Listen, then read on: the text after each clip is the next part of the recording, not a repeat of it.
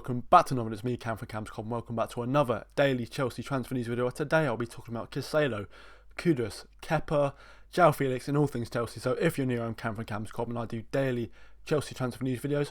I'm trying to get to 1,200 subscribers before we play Liverpool on Sunday. So if you could like, subscribe, turn the bell on and all that jazz, that would help me a lot. But without further ado, let's get in the first story. Now, starting off with, as I've been starting to do most videos, with Caicedo. Now this is kind of not Caicedo but very much linked to it, and that's about Kudus and Brighton. So without further ado, I'm going to go to Matt Law, who has said Chelsea certainly like him, Mohamed Kudus, despite what Brighton may have agreed. Until anything is actually announced with Brighton, I wouldn't cross that one off the list. Now, about 3 days ago, Brighton agreed terms with Mohamed Kudus on a £40 million deal. Of course, Kudus was one of Chelsea's midfield targets, and why this is linked to Brighton is because in the deal, the thing that's stopping it is Kudus wants a release clause, whereas Brighton don't. And where this plays into Brighton and Caicedo is because, of course, Caicedo's contract does not have a release clause, and that's why Chelsea I find it very difficult to sign him. Brighton, as we know, are renowned for wanting the most money for their players. £100 million is the target they've put on, but because there's no release clause, he's finding it incredibly difficult to leave. As much as Brighton have, progressed last year, they're not a big team. They're signing players like Kudus who would want to use Brighton as a stepping stone to move on to a big team, so that's why the release clause is so important, and that's why it's linked with Kudus and Caicedo. Is their thought with Brighton saying they're not going to let Caicedo leave until Kudus is done? Well, that's probably why it's taken a while.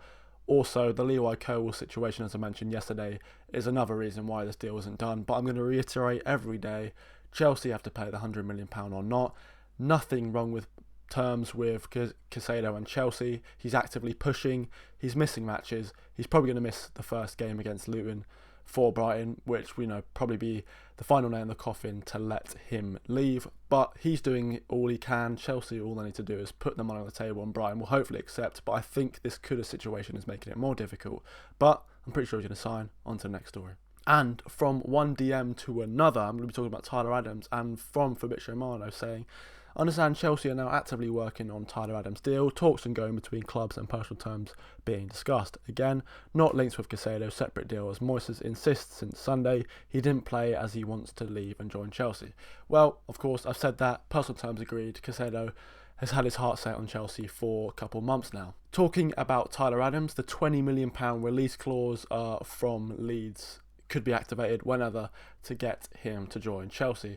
He's, of course, agreed to join Chelsea, but there's also, some rumours about him actually being injured, which wouldn't really help our midfield situation. I'll be talking about other players later, but Kudus could be forced to join Chelsea because Nkunku's injured and we have pretty much a very weak midfield and not many attacking players.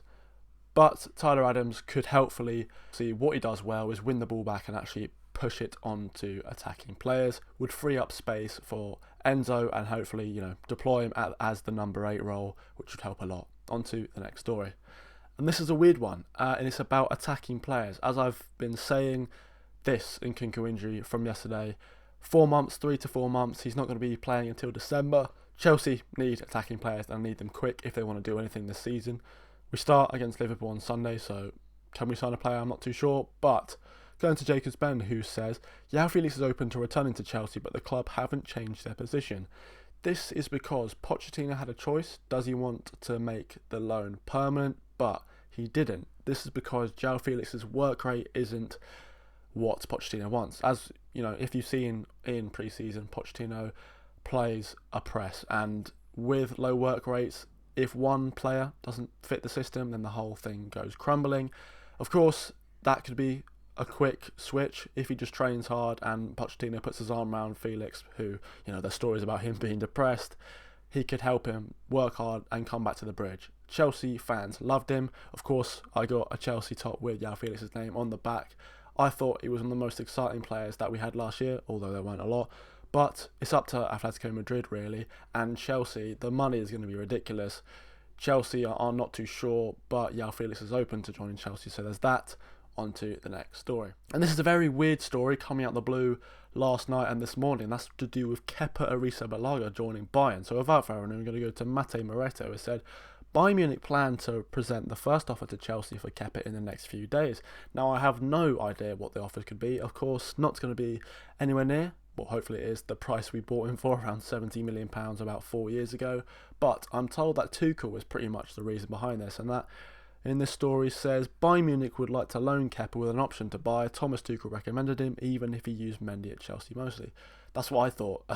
Kind of disregarded Kepa when he was at the club. But of course, if Bayern Munich want a keeper, then Kepa's on the market. We've just signed Robert Sanchez, so maybe that's why it's being able to be freed up. But it's very weird. Another good story coming out of this is Thomas Tuchel wants Raheem Sterling at Bayern. Take him for what you want. I'd take a packet of crisps, but in reality, £40 million or 35, just get any money back, because I don't see him working out of Chelsea. I'm sorry, but yeah, that's the weird story about Kepa. We've just signed Sanchez, so it kind of makes sense, but in my eyes, it was going to be Sanchez was going to be a backup, but the story's coming out to say he's our long-term future, and he could be very good. Of course, he's actually quite big, unlike Kepa, but yeah, those are the transfer stories about ingoings. Going on to the outgoings. Two quick fire ones going through Fabrizio Romano, starting with Caicedo saying Leicester City have agreed a loan deal for Caicedo to join from Chelsea as revealed in the morning. Deal in place to medical this week if all goes to plan. Chelsea believe Caicedo will be crucial to help Caicedo develop best way. Here we go. Leicester, Italian manager in the Championship. He had offers to join teams in Italy, but of course his development would be better if he stayed in this country. He had offers from teams in the Premier League, but a team in the Championship who looks like it's going to be going straight back up, who with holding most of the ball. I know they just drew in their first game of the season, but it's the Championship. That's kind of what happened.